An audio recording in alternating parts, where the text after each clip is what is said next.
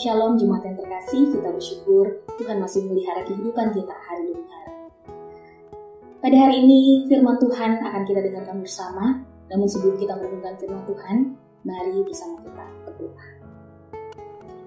Bapa di surga, kami bersyukur untuk anugerah-Mu setiap hari kami boleh rasakan. Terima kasih untuk penyertaan Tuhan di dalam kehidupan kami. Dan hari ini Tuhan, kami sedia untuk mendengarkan firman Tuhan. Kiranya Tuhan berbicara dan Roh Kudus akan menguatkan kami, membukakan mata hati dan pemikiran kami, supaya kami boleh menerima firman Tuhan masuk di dalam hati kami.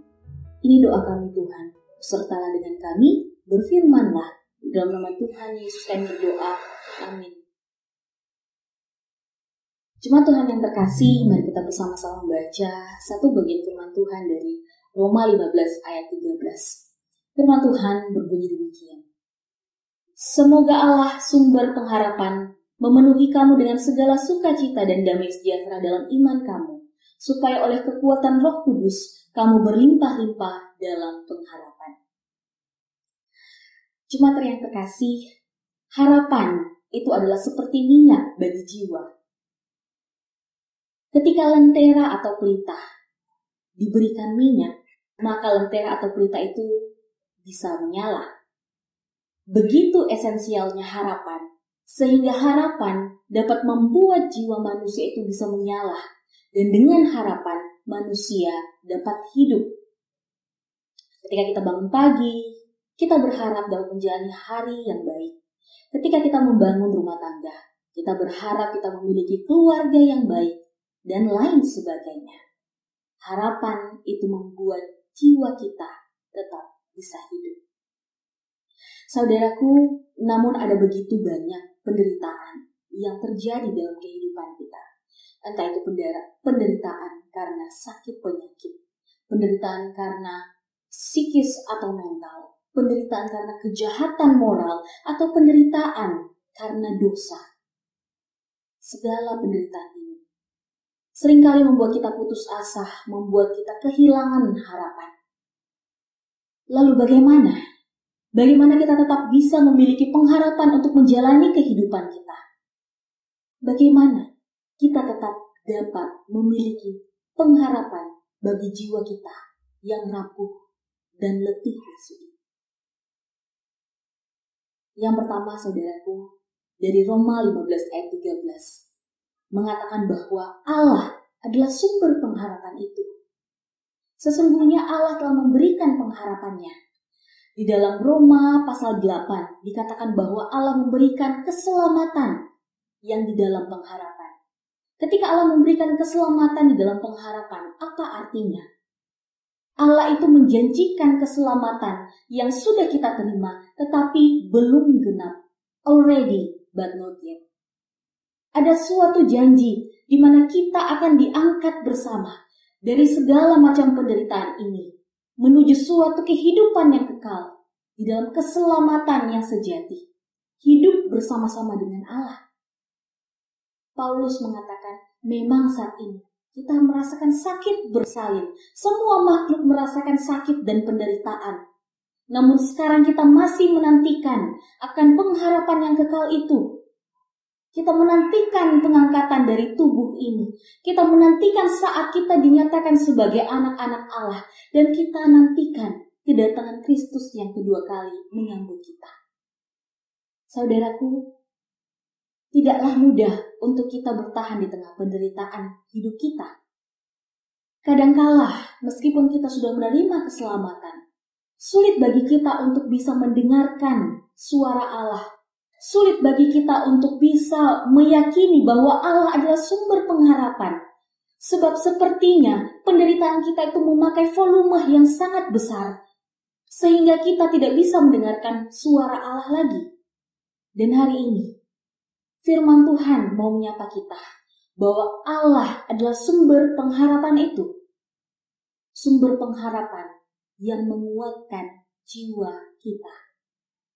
Saudaraku, suatu kali saya pergi ke Curug bersama teman-teman saya, menikmati waktu liburan, dan itu pertama kali saya bisa merasakan ada suatu aliran yang sangat deras ketika aliran air itu sangat dekat dengan sumber mata air. Ketika saya mencelupkan diri di sumber mata air itu kepada air yang mengalir, saya bisa merasakan tubuh saya itu terdorong dengan derasnya air itu. Air yang sangat dekat dengan sumber mata air. Saudaraku, begitu pula derasnya pengharapan di dalam Allah. Jikalau kita mendekatkan jiwa kita dengan Allah. Pernahkah kita mendekatkan diri kita dengan Allah dan merasakan begitu derasnya pengharapan yang bersumber daripada Allah? Tentu saja saudara, sulit bukan untuk menjalani kehidupan kita sendiri. Kadangkala kita merasa kita tidak bisa melihat Allah.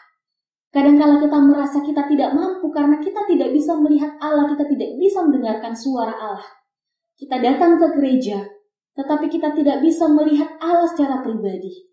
Kita mendengarkan firman Tuhan, kita ikut persekutuan doa, tetapi kita tidak bisa mendengarkan Allah secara pribadi. Lalu bagaimana? Bagaimana saya bisa memiliki pengharapan di tengah situasi kondisi jiwa saya yang seperti ini? Sesungguhnya, saudaraku, Allah tidak meninggalkan kita seorang diri. Saat Yesus naik ke surga, Ia berjanji bahwa ada penghibur, ada penolong yang akan beserta dengan kita. Siapakah Dia? Yaitu Roh Kudus. Lalu siapakah Roh Kudus itu? Roh Kudus adalah pribadi ketiga Allah Tritunggal.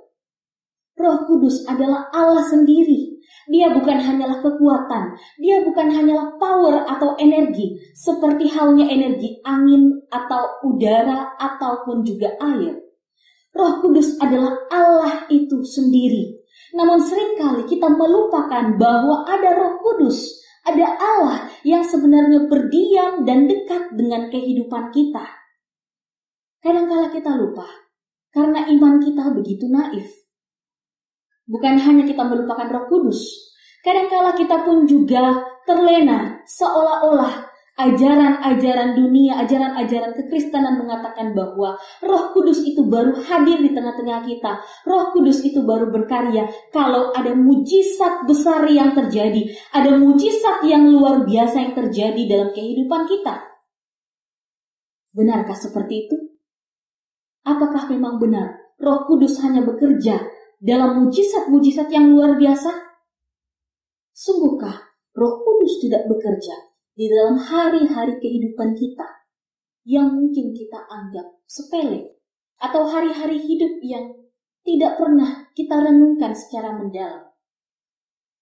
Saudaraku, Roh Kudus sungguh hadir dan berdiam dekat dengan kita. Roh Kudus itu berdiam di hati kita. Setiap hari dan setiap saat, Roh Kudus itu membisikkan suara kebenaran di dalam hati orang percaya. Melalui roh orang-orang percaya.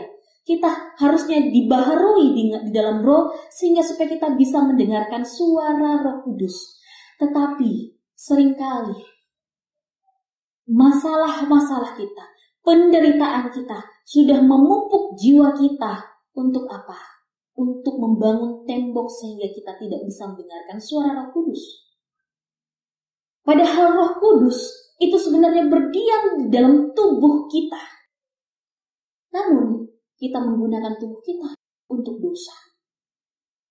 Saudaraku, meskipun realita kita masih berdosa, tubuh dan jiwa kita ini masih berdosa, akan tetapi Allah tetap menyertai kita melalui pertolongan Roh Kudus yang tinggal di dalam kita. Dan Roh Kudus ini memiliki kekuatan yang bukan hanya mengubahkan suatu hal yang luar biasa, tetapi kekuatan yang mengubahkan jiwa kita. Jiwa yang putus asa menjadi berpengharapan. Jiwa yang letih lesu menjadi penuh kekuatan. Jiwa yang remuk menjadi jiwa yang bersemangat. Roh Kudus memiliki kekuatan untuk kembali membangkitkan pengharapan di dalam jiwa kita itu. Saudaraku, hari ini Roh Kudus ingin menyapa kita secara pribadi. Dengarkanlah suara Roh Kudus. Hai Mary, apakah kamu letih lesu dan berbeban berat? Berharaplah kepada Allah. Berharaplah kepada Allah, karena sesungguhnya kekuatan dan pengharapan itu hanya bersumber daripada Allah saja. Saudara, suatu kali saya merasa sangat tertekan dengan begitu banyak penderitaan yang saya alami. Namun di tengah-tengah penderitaan itu, saya baru menemukan suatu hal baru, yaitu ketika saya bangun pagi dan ketika saya akan tidur, saya berdoa satu hal yang baru. Dan hal ini tidak pernah saya pikirkan atau saya doakan sebelumnya. Di dalam doa saya berkata seperti ini. Tuhan Yesus, datanglah segera. Tuhan Yesus, datanglah segera.